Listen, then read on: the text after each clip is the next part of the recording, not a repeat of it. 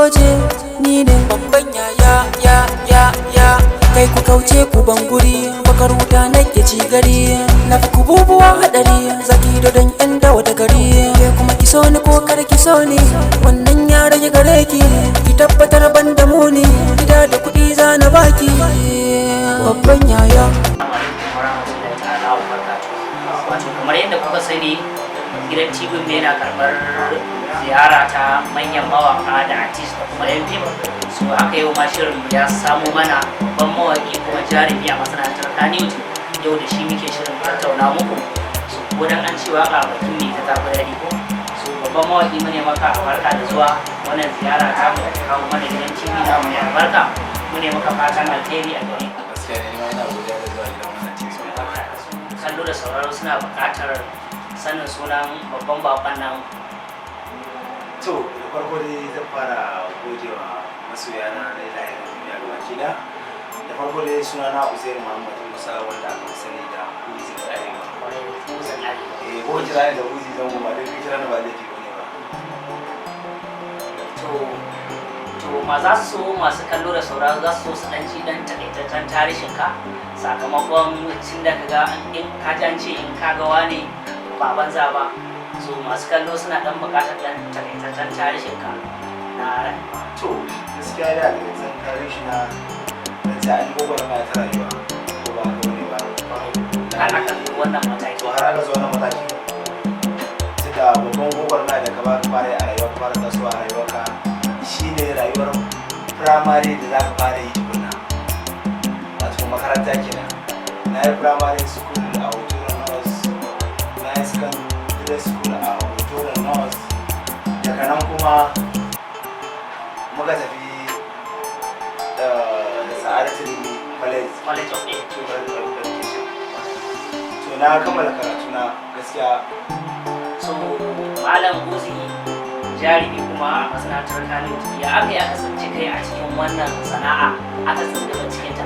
Dama an tashi ne dama ana kaunarta ko kuma ta sanadiyar aboki ko ta sanadiyar budurwa, ya aka yi aka samu kai a cikin wannan masana'anta.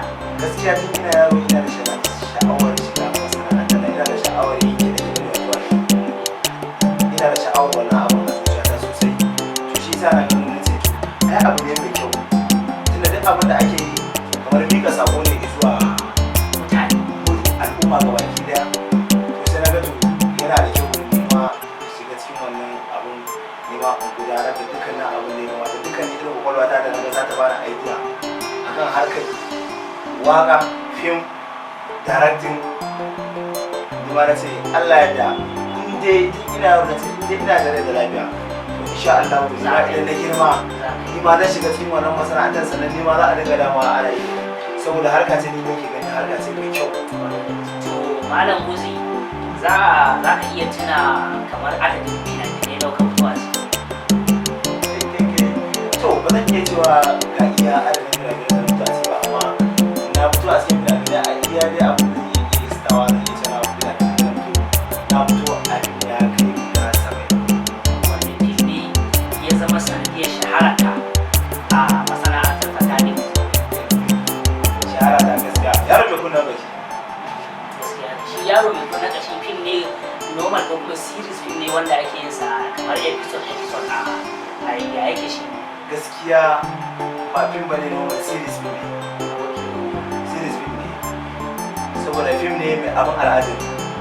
To kamar a cikin yaro mai kunna ƙashi kamar wanda role ka taka a cikinsa, kuma ya kamata ka sanarwa da masu kallo da sauraron su a yanzu haka. Gaskiya ne role ɗin da na taka shine role ɗin malami wanda magani idan mai ake cewa ne ina Nasara ka samu a masana'antar ta Kannywood, kamar irin lokacin kaga da ka shiga Kannywood ba lalle a ce kana da wasu abubuwa na rayuwa ba, so kamar wannan mataki ko nasara aka samu a masana'antar ta Kannywood, muna so masu kallon masu sauraron mu su ji.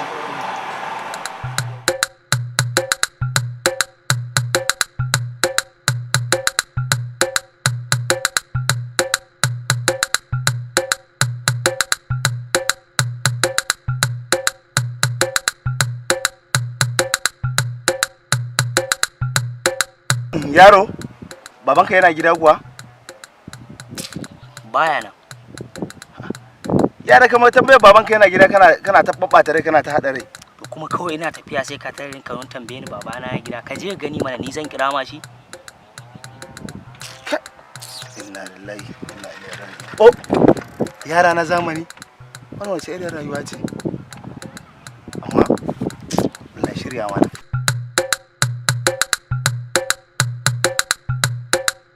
Ai ci gaban da masana'antar Kano ta bani tana da yawa. Dan ni masana'antar Kano sai dai mata godiya.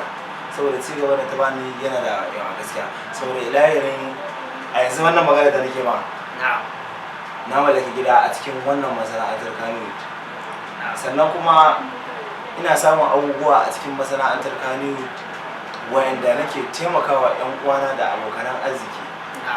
To kawo ku ba abin da zan ci sai godiya. Kamar kana da wani mai gida haka wanda ya tsaya maka ko kuma wani wanda shi zai ce ka yi shi zai ce ka bari, kamar ka wasu in suka shigo suna da kamar uban gida haka, so kai ka tsanci kanka wannan uban gidan ko kuma da kanka kai ta faɗi tashiwa haka ne har Allah ya kai ka wannan mataki da kake ciki? To gaskiya lokacin da na fara shigowa masana'antar nan ne dai zan ci ban da uban gida. Haka dai aka fara faɗi tashi ana ta abubuwa har na zo na haɗu da wanda ya zama yanzu uban gida na. Ko ba wai uban gida za mu kira shi ko ba haka bane ba.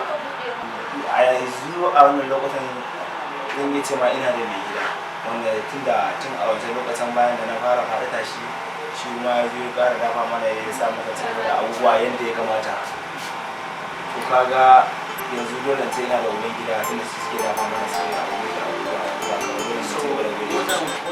Wani kalubale ka samu a masana'antar ta Kano tunda kaga ita rayuwa bayan da ta yi dole sai da kalubale, kamar kai a matsayin wani kalubale ka samu wanda ya baka wahala a masana'antar ta Kano? A kalubale guda ɗaya ne wanda aka tsinci kai ake ciki shi aka shiga, saboda na farko ka fara harkar nan lokacin da fara harkar nan mutanen area ta mutanen unguwata sun nuna wayi suke ba so suke ba, amma da tunda iyayenka na so dan kowa yi abin da kake so ba kawo ba lallai ba da kasa ba. So da kanan ina ya abubuwa kuma mutane tun da duk abin da aka samu aka da bakin kowa aka da bakin iyaye to dole mutane za su fara karɓa abubuwan ka. Tunda duk lokacin da za ka yi abu ko uwar ko uban ka Allah ya albarka, Allah ya bada sa'a, to ko babu wani abu da zai same ka wani makamancin wani. Yanzu kalubale wuta ko guda ɗaya na gama yan adawa, kuma da inda yan adawa suke gani da ake ana mutum baya rasa yan adawa ko ba ka bane ba, sai dai ubangiji Allah ya ƙara cika tsakanin mu su ko ba har So malam da lokaci yana daga mana hannu ba haka muka so ba, amma duk da haka za mu gintse muku tabarmar shirin zamu nannaɗe ta. Malam babban mawaƙi artist ya kamata ka yi masu sauraro da kallon mu barka sakamakon kaga lokaci yana ta daga mana hannu ba ya ce maka iya haka za mu gaskiya ne. wanda sako ne kake da shi a ƙarshe wanda za ka gaya wa kamar wanda yake da ra'ayin yi wanda mataki ya kamata a ce ya bi idan yana so shi ma ya hau wannan mataki da kamar kai kawo a yanzu? Gaskiya idan mutum yana so ya hau wannan mataki, to abu na farko da mutum zai fara yi dukkanin abu da kake a rayuwar ka mutuwar kai mai haƙuri. Idan ka zama cewa kai mutum ne mai haƙuri to za ka samu dukkanin abin da kake nema. Duk a abin da kake ba ma iya harka fim ko waƙe-waƙe ko kaɗe-kaɗe ba, dukkanin abin da kake na ilahi wanda kake ganin kana so kai a cikin ɗansa a zuciyarka ya zama to wani abu ne wanda zai zama ma wannan abin alfahari ne kai a cikin zuciyarka a rayuwarka. To ya kamata ka yi haƙuri ka ba abu a sannan a hankali za ka je har matakin da kake so. To mun gode babban mawaƙi da wannan ziyara da ka kawo wa gidan TV namu wannan mai albarka. So muna godiya sosai da sosai, Allah kai babban bako gida lafiya. Assalamu alaikum. Muna godiya sosai da sosai. Babban jarumi Allah ƙara haka. Amin ya Allah. Goje ni ne babban ya kai ku kauce ku banguri bakar wuta nake ci gari na fi ku bubuwa hadari zaki da dan yan dawa da gari kuma ki so ni ko kar ki so ni wannan ya rage gare ki tabbatar ban da muni gida da kuɗi za na baki babban yaya.